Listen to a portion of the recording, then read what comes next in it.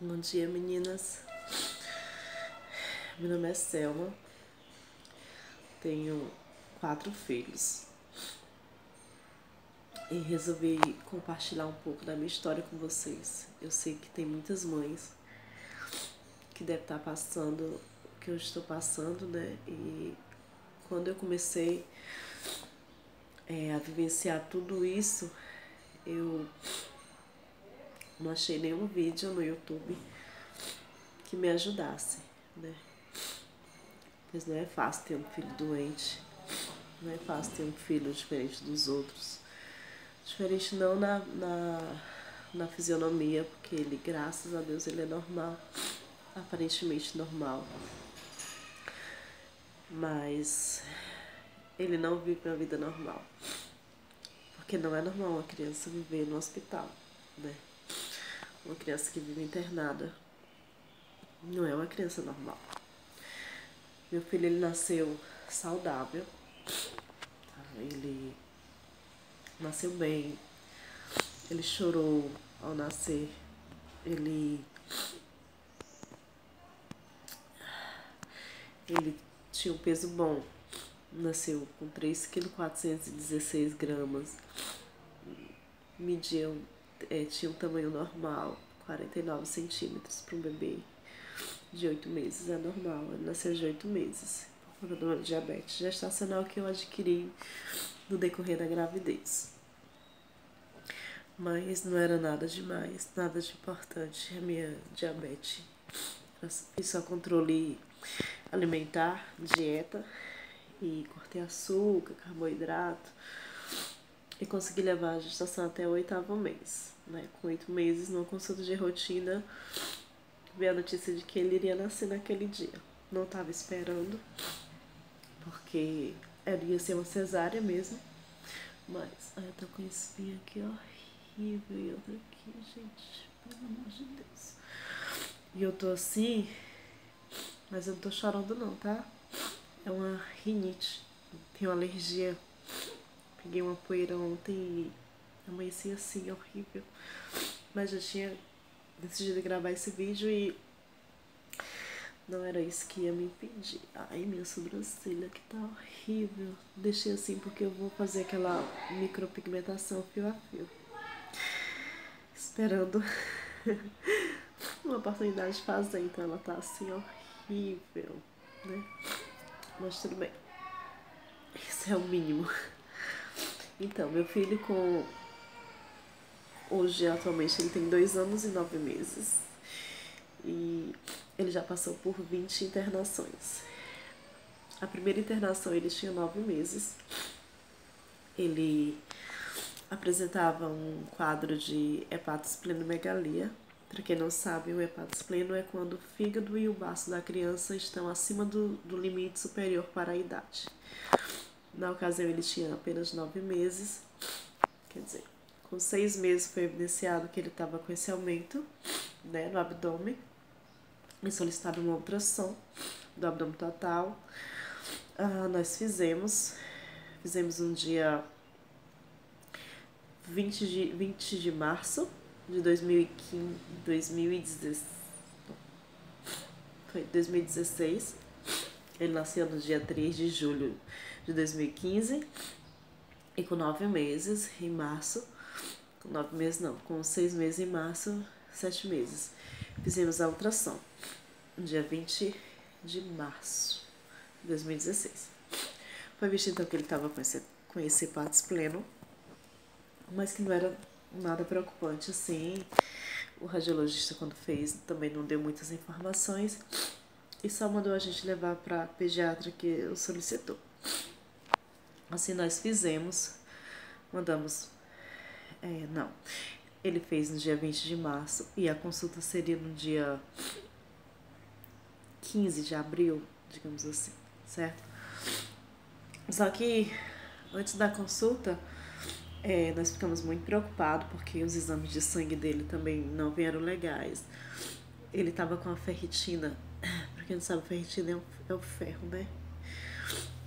No sangue. Ele estava com a ferritina no valor de 3 e no valor de referência ele vinha dizendo que era acima de 29. Ou seja, estava muito baixa a ferritina dele, né? Então, diante daquele resultado... Gente, eu vou limpar só meu nariz, peraí. Diante daquele resultado no exame de sangue, mas a ultrassom, eu fiquei super preocupada. Comecei a pesquisar o que poderia ser um hepatospleno. E ele tinha muita febre. Ele tinha febre 3 vezes por semana. 3 vezes por semana ele tinha febre. E então... Ai, meu nariz, gente, essa crise. Então ele tinha muita febre. Aí juntou a febre com hepatosplenomegalia, eles chamam o nome só de hepatosplenomegalia febril, quando a criança tem febre junto com o fígado e o baço aumentados. Então a gente foi dia 8 de abril, não conseguimos esperar até a consulta do dia 15. No dia 8 de abril, nós resolvemos levar ele na emergência de um hospital aqui, que tem aqui próximo, que é referência em criança. Todo tipo de doença pediátrica, esse hospital é de referência, que é chamado Albert Sabin. Então levamos no Albert Sabin. Só que quando eu tava me arrumando pra ir, minha cunhada tava com meu bebê no colo. Ele se chama Samuel Rian. Vou deixar uma fotinha dele aqui pra vocês conhecerem. Desculpe meu fungado, mas é inevitável. Na hora que eu tava me arrumando pra levá-lo pra emergência, que era à noite, tinha que esperar meu marido chegar do trabalho, pra gente levar minha cunhada chegar pra poder ficar com os meus outros filhos, né, que são 4. No caso, ela iria ficar com 2, porque uma mora com minha mãe. Se vocês tiverem curiosidade de saber, eu faço um outro vídeo comentando porque que minha filha mais velha mora com minha mãe. Então, na hora que eu tava me arrumando pra levá-lo, ele começou a sangrar pela boca.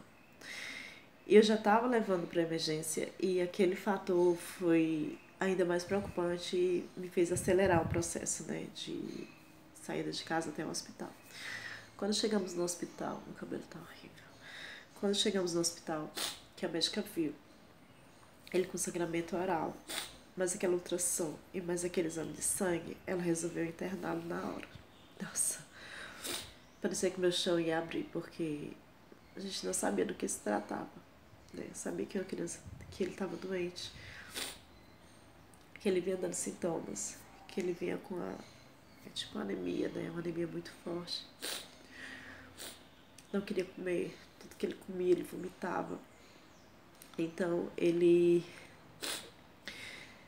resolveram internar, a gente ficou internada nesse hospital, esperando transferência para um outro hospital, porque esse hospital é referência, mas tem um outro que é chamado Hospital Geral, né? Hospital Geral de Fortaleza, que nós estamos de Fortaleza. Eles resolveram transferir para lá, porque lá é referência em gastroenterologista, né? Dizem que é uma das melhores gastro da nossa cidade, tá nesse hospital. Então passamos uma noite de terror nesse hospital, porque lá, como é uma referência em pediatria, o fluxo de crianças chegando é muito grande. Vocês não têm noção da tortura que é ficar nesse hospital. Assim, porque tem uma parte que é de emergência e os que vão ficando internados vão ficando no corredor até surgir vaga pro leito.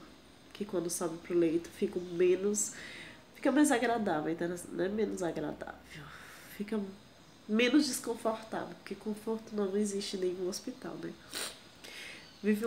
Fica um pouco menos desconfortável, digamos assim, porque tem ar-condicionado no quarto, tem uma poltrona pra gente dormir, tem uma televisão pra entretê-los, né? Então, torna-se mais aceitável, né, a estadia no hospital. Então, chegamos lá nesse outro hospital, ele foi fazer vários exames. Os médicos suspeitavam de tuberculose. Aí foi descartada a tuberculose, aí acharam que era leishmaniose, que também foi descartada. Aí acharam que poderia ser leptospirose, aquela doença do rato, né? Mas também não era. Aí esgotaram as opções deles e ele foi ficando estável. Ele começou a tomar logo um antibiótico muito forte na veia, chamado cefepime, que ele só é dado quando a febre é muito persistente, né? Que era no caso dele. A febre cedeu e com 8 dias tivemos alta. Nossa, parecia que a gente tava saindo, indo pro céu, assim, sabe? Chegamos em casa, foi maravilhoso. Mera ilusão nossa, né? No dia seguinte da alta, ele começou a ter febre de novo. E ter febre. Saímos de alta no dia 18. Dia 18. Passando 10 dias, na verdade. Terminamos dia 8, saímos dia 18. Quando foi no dia 19, ele começou a ter febre. Isso já abril de 2016. Começou a ter febre. Aí no dia seguinte, dia 12. Aí no dia 3. Não, dia 12 não, desculpa. Dia 19. Aí no dia 20. Dia 21. Sendo que no dia 25 ele teria consulta com a pediatra no mesmo hospital que ele estava internado. Porque ele nasceu nesse hospital, a gente foi transferido e ficou sendo acompanhado lá com as médicas, né? Como no caso, está com a pediatra. Aí ele tinha consulta com a pediatra. Nós o levamos para consulta no dia 25 de abril. Quando chegou lá, foi visto que ele estava com uma febre muito alta. E a gente tinha tentado de tudo. Ibuprofeno, dipirona, paracetamol, meios físicos, né? A gente dava banho nele. Deixava ele sem roupa, só de fraldinha mesmo, pra ver se a temperatura baixava e ela não cedia. Então, no dia 25 da consulta, quando a médica viu o estado dele, né, que tava assim, a barriguinha mais inchada, a médica resolveu internar de novo, pela segunda vez. Como a gente estava na consulta desse hospital que ele já estava internado, não foi necessário a gente ir para o outro para depois ser transferido. A gente já ficou nesse hospital mesmo. Eles já conseguiram um leito para ele, para subir. Rapidinho a gente subiu, porque ele estava com uma febre muito alta. Ele precisava entrar no antibiótico. Precisava receber uma dipirona via intravenoso, né, pela veia, mais rápido possível para poder a febre baixar e ele não convulsionar. Apesar dele nunca ter, até então, ter convulsionado, né, naquela idade, já com 9 meses, né. Então, a gente internou. Aí, como os médicos já tinham feito todos aqueles exames, porque ficou em prontuário dele, né, tudo que a gente já tinha passado, então eles começaram a suspeitar de outras doenças. Aí ele fez uma biópsia do fígado pra saber o porquê que o fígado dele estava tão inchado. Graças a Deus não veio nada. Não veio nada de anormal, não veio nada preocupante, né, da biópsia. Aí ele apareceu umas pápulas na pele, umas manchinhas marrom, um relevo, sabe? Aí, como ele estava em investigação, resolveram biopsiar essas manchinhas também. Ele retirou uma manchinha, porque ela tinha um relevo, então eles conseguiram tirar da pele dele, fizeram uma biópsia. Aí veio o resultado que ele tem uma doença na pele, mas essa doença ela não justificaria tudo que ele estava sentindo na época e tudo que ele sente hoje, né? Então não era aquele problema de pele que estava deixando ele doente, e sim a doença de pele era mais um dos sintomas, na verdade, né? Que botava a gente para estaca zero com mais um sintoma sem que nenhuma doença fosse diagnosticada. Então, suspeitaram de leucemia. Aí quando eles suspeitaram de leucemia, meu mundo desabou. Eu pensei, meu filho vai morrer. Meu filho vai passar pela quimioterapia, ele não vai conseguir, porque ele tá muito fraco. Aí fizeram bendito mielograma, né? Quando veio o resultado do mielograma, ele não tinha leucemia. Graças a Deus. Mas voltamos a estaca zero de novo. Aí acharam que ele tava com histiocitose, né? Aí ele era cheio de linfonodos. Ele tinha nódulos aqui, assim, aqui na axila, na virilha. Todas as partes ele tinha linfonodo, como se ele tivesse com infecção ativa. Então fizeram uma biópsia dos linfonodos e todos, ele tirou 2, um aqui, cervical e um inguinal aqui, que é da virilha. E todos os 2 vieram inconclusivos. Não conseguiram, não rastrearam o que tinha dentro do linfonodo. Então, mais uma vez, voltamos à estaca zero, né? É triste para um pai e para uma mãe passar por uma situação dessa. Temos mais 3 filhos. Uma mora com minha mãe, mas ficavam mais 2 em casa. Fernanda, de 8 anos, que na época tinha 6, né? E Manuel, que na época tinha 2, 1,5. Ia fazer 2 anos ainda, porque eles são bem próximos. Quando eu engravidei de Samuel, o Manuel tinha apenas 4 meses. Então são 2 bebês. Não conseguiram diagnosticar o que meu filho tinha. Então, deram alta pra ele quando ele estabilizou. E mandaram a gente pra casa. E nessa época ele já começou a comer comidinha, né? Porque ele só mamava. Então, começaram a introduzir alimentos nele sólidos e pastosos. Quando eu cheguei em casa, me mandaram dar um leite a ele chamado Aptamil sem lactose. Por causa dos vômitos, né? Porque poderia ser que ele tivesse intolerância à lactose, alguma coisa assim, para não piorar a situação dele. Então eu dei esse leite. Nossa, quando eu comecei a dar esse leite, esse menino ele jorrava vômitos. Ele vomitava horrores. Tanto ele vomitava, como ele tinha diarreia. Uma diarreia muito intensa. Pra vocês terem uma ideia, ele fazia 10 vezes cocô, só a água. Uma água preta e muito fética. Gente, o cheiro era insuportável. Como que uma criança daquela que só tomava leite, quer dizer, só tomava não, né? Só mamava praticamente, podia fazer um cocô daquele, fedorento daquele jeito. Então, eu liguei pra médica dele e falei, olha, ele tá tendo muitos vômitos, não sendo incontrolável. Tudo que ele come, ele vomita. E jato. Muita diarreia. Aí ela disse, volta pro hospital. Voltamos pro hospital e ele ficou internado pela 3ª vez.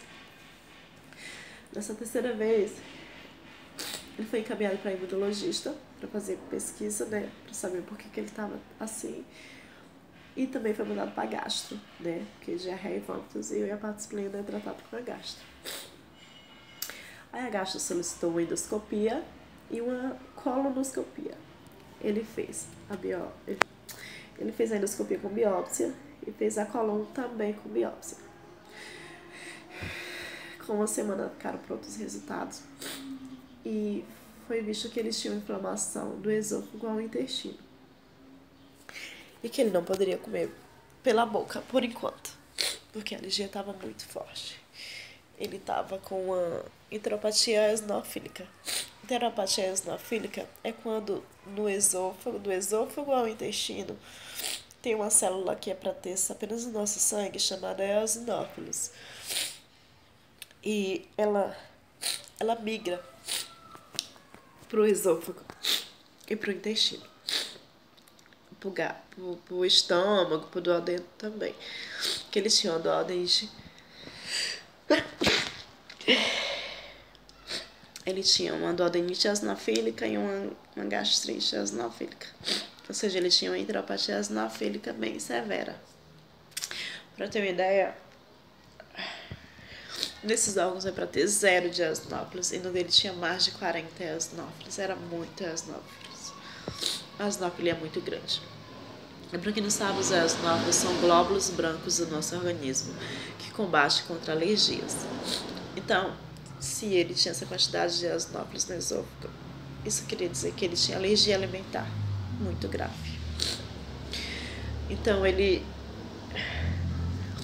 passaram uma sondinha aqui pelo nariz dele, que ia até o estômago, para poder alimentar. Nessa época, ele tinha 10 meses já. Então foi passada essa sonda. Ele começou a se alimentar de uma fórmula chamada Neocate. E com isso ele conseguiu manter o alimento no estômago. Só que o alimento voltava pela sonda, né? Então resolveram baixar mais a sonda e colocaram um até o intestino, que não precisaria necessariamente metabolizar pelo estômago, já ia direto pelo intestino. E assim ele aceitava a alimentação pela sonda, mas tinha que ser até o intestino para poder o estômago dele melhorar, o esôfago também melhorar e não irritar.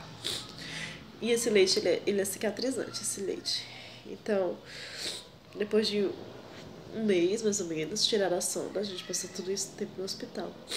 Tirou a sonda. Começaram a introduzir o leite pela mamadeira, para poder o leite começar a cicatrizar tudo, né? Aí ele da, melhorou da diarreia, dos vômitos. Aí tivemos alta. Aí depois ele piorou de novo. Aí voltamos. Aí ele recebeu alta. Aí piorava, recebia alta, piorava, melhorava, recebia alta. Isso ficou assim, ficamos indo para esse hospital até setembro do ano passado, 2017. Passamos mais de um ano indo para esse hospital internar todo mês. E quando foi em junho do ano passado, ele começou a ter crises respiratórias. Ele teve uma pneumonia, só que antes da pneumonia, em maio, ele teve encefalite. Mas da encefalite eu conto depois, tá? Eu vou tentar só resumir, para o vídeo não ficar muito grande. Aí depois eu venho fazendo vídeos de todos os problemas que ele teve em parte. Por exemplo, ele teve encefalite, aí eu venho contar sobre a encefalite. Aí depois da encefalite ele teve um TCE grave, que ele foi para UTI entubado. Depois eu venho e conto sobre o TCE. E depois as pneumonias individuais, que foram 8 já até hoje. Resumindo, ele tem uma suspeita de uma doença chamada imunodeficiência primária, que é uma doença que acomete o sistema imunitário, ou seja, ele não produz, ele nasceu sem imunidade e faz com que ele pegue infecções recorrentes, infecções graves, necessitando de internação, às vezes estadias em UTI, intubação, enfim. E hoje ele está estável, ele está recém de alta. Saímos de alta no dia 28 de março desse ano, pela milésima pneumonia que ele já teve. E além dessa imunodeficiência, os médicos acham que ele possa ter uma doença chamada fibrose cística. Não sabemos ainda se ele tem, estamos pendentes de resultado de exames. Ele já fez vários exames que apontam a doença, mas também não fecha critérios para diagnóstico. Assim como para a imunodeficiência também, ele tem várias alterações imunológicas, mas ele não fecha critério ainda.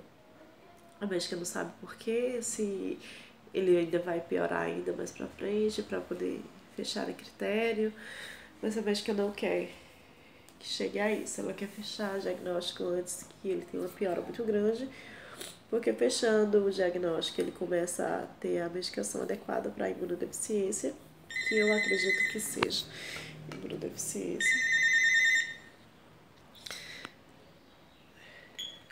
Oi.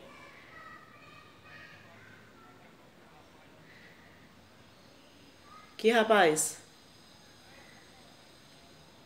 Aquele lá que eu peguei o nome? Tá.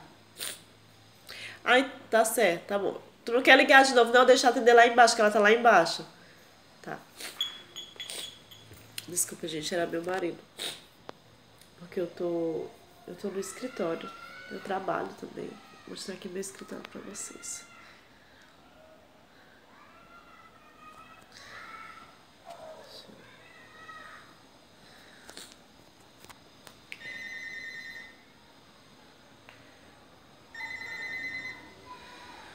Hoje eu trabalho. Tinha feito tocando ele de novo. Enfim. Ai. Então é isso. estamos na luta do diagnóstico. Sim, a médica quer que descubra antes dele ter uma piora, porque tomando a medicação estabiliza a doença e faz com que ele não tenha mais infecções, ou pelo menos as infecções diminuam, ou seja mais simples e consiga tratar em casa sem que seja necessário ir a hospitais para internação, né? E fica assim, ele toda consulta de rotina que ele vai, infelizmente ele tá com uma infecção e ele acaba ficando internado. E é uma luta. É uma luta. Eu não desejo isso pra ninguém. Mas com Deus nós venceremos, né? Quem sabe? Depois de logo esse diagnóstico, ele comece logo um tratamento adequado. Porque, por enquanto, ele só cuida o paliativo, né? O que vai aparecendo, ele vai tratando, ficando estável. Mas a doença em si mesmo, ele não conseguiu estabilizar ainda, tratar, descobrir direitinho. E é isso, meninas. Eu vou atualizar os vídeos, eu vou gravar tudo bem direitinho pra quem tiver curiosidade e quiser saber, tá? Só perguntar aqui embaixo, deixa sua pergunta aqui embaixo que eu respondo, tá bom? Vou fazer uma série de vídeos, não tenho ordem ainda, assim, como que eu vou gravar.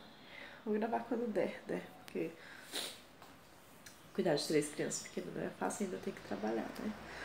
Mas graças a Deus eu conto com a ajuda de várias pessoas para me ajudar. O meu escritório é aqui em cima, no andar de cima. E eles estão lá embaixo. Lá embaixo. E, justamente com a babá. E tem uma doméstica que cuida da casa. E tem uma babá que cuida deles, porque a saúde dele é muito delicada, né? Então eu contratei uma babá exclusiva para eles, para as crianças.